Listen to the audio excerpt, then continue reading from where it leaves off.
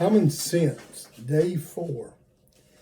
We get this term common sense mostly from a pamphlet that was written by Thomas Paine, P-A-I-N-E, in January 1776. It is viewed as perhaps the most critical document ever written in United States history. Let me explain that. In 1776, July the 1st, the Declaration of Independence was approved by the Continental Congress. It was signed on July the 4th. Now, during the next year, only about a third of the citizens of the United States wanted independence. 1/3 of the citizens of the United States wanted specifically to stay loyal to Great Britain. Now, these were the merchants and the businessmen and the money people, because 37% of all the imports and 37% of all the exports were to England. So their money depended on England. Now, these people were the ones that were in charge of the laborers and the people that worked. These were the people that worked for. These were the bosses and the money people. Now, the other third of the people didn't care one way or the other.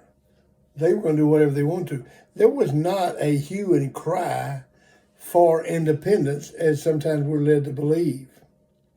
7 months, in January 1776, 7 months after the Declaration of Independence, Thomas Paine wrote a pamphlet called Common Sense. He signed it, written by an Englishman, because had he signed his name, he would have been hung for treason. It sold 120,000 copies in the first 6 months. During the next year, the pamphlet sold, 47-page pamphlet, sold 500,000 copies. Now, you put that in terms, there were 1.25 million people in the United States, and 500,000 of them bought this pamphlet. This pamphlet was copied and reproduced in every newspaper in the United States. That would be, if someone wrote a pamphlet like that today, that would mean that 100 million people bought it, and it was reproduced by every newspaper in the country. Paine was actually from England, and he had been convinced to come to America by Benjamin Franklin. He failed as a tax person in England because he refused to take taxes. He refused in business because he wouldn't charge enough money. He failed twice in marriage. What he wrote was, until now, no one had really put in common sense. As Zig Ziglar used to always say, seventh year, third month level. He took and wrote exactly why we should be an independent nation. He talked about the fallacy of having a monarch. Why would anybody be deemed a leader of people because of where or who they were born? And he said a king is the worst thing you can have because it automatically makes someone superior to everybody else. And then they have a House of Commons to check the king, which they're saying the king is not good, so the House of Commons is going to check them. And so the House of Commons doesn't have any rule over the king. The king can veto all the rules. He went through and gave common sense reasons for why you needed to have a republic and a democracy. And a lot of his concepts, I tell you, a lot of the senators and congressmen today need to read this pamphlet. The less government there is, the better the government. Government is only here for 2 reasons: security, financial security, and safety of its people. Anything more than that, it's not government, it's meddling into affairs. It talks about the need to vote on laws, not to have decrees where people just voted, just were decreed what and how to do. He asked, how and why can an island country rule a continent? How can an island country with 1/3 the inhabitants of America actually rule it and make taxes and be the ruler over a continent? It means being a servant, we can never be heard or mediated by another nation. If we don't agree with what Great Britain says, there's nobody that can step in and mediate on our part. It was there, George Washington had this read to his troops before they crossed the Delaware to defeat the Hessians at Trenton, New Jersey, for the first real victory of the Revolutionary War. If George Washington doesn't go and defeat now this is after Valley Forge and after von Steuben has trained his troops and disciplined his troops, and they go across the Delaware River on Christmas, and they defeat the Hessians at Trenton, New Jersey. And this really is the turning of the war. This really turned the war.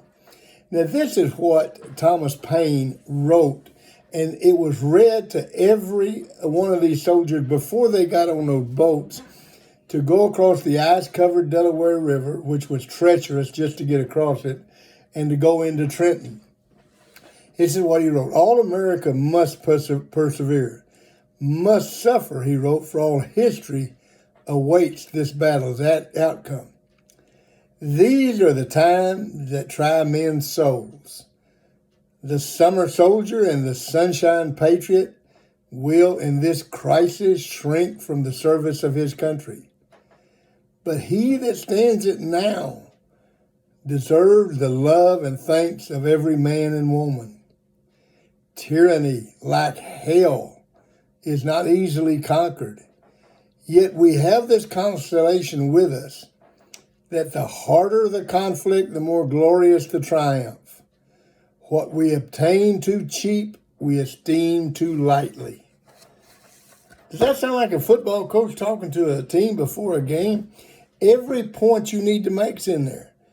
You don't get any accolades for beating a bad football team. The accolades come when you beat a state champion or a team of good. I was told a long time ago that how do you know you turned the program around? When you beat somebody you shouldn't beat. Well, that's what he's talking about here. Now, this was what was read to these soldiers before they got on those boats. George Washington said this was the single most important document written during or after the Revolutionary War. George Washington was there when they wrote the Declaration of Independence. George Washington was there when they wrote the Constitution. George Washington was there when they wrote the Bill of Rights.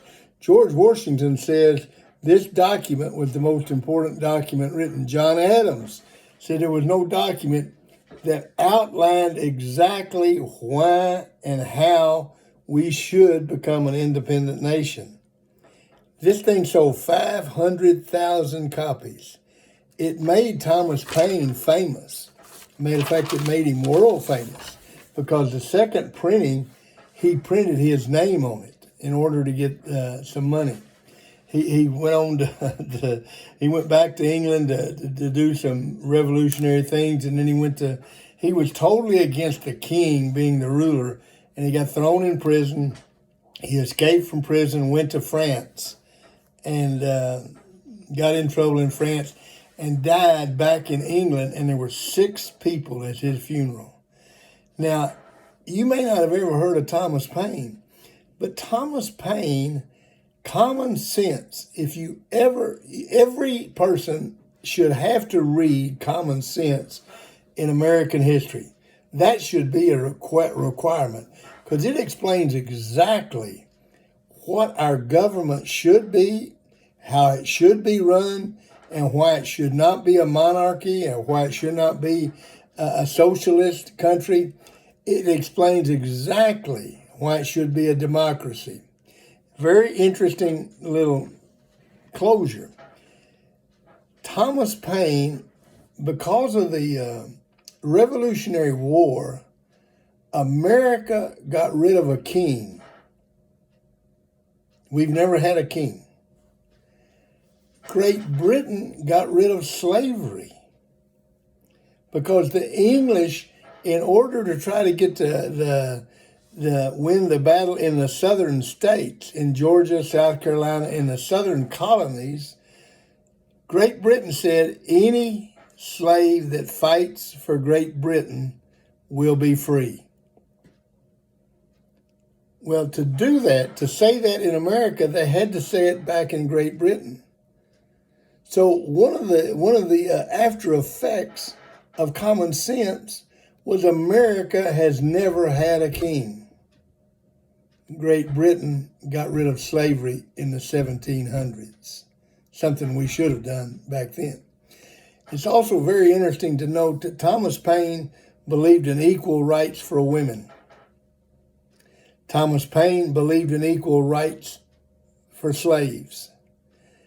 Thomas Paine based almost his entire theory of government on the Bible. Common Sense. If you have never read that pamphlet, I mean, when you talk about what common sense really is, all you got to do is read his pamphlet on what our government should be, and you go, oh, I understand that. Now I understand what the government should be, and our government is the most complex thing you could ever get or ever be involved in, and yet it is common sense. Make it a great day. You do that by making yourself a better person. How do you do that? You make you a better you by making this a great day.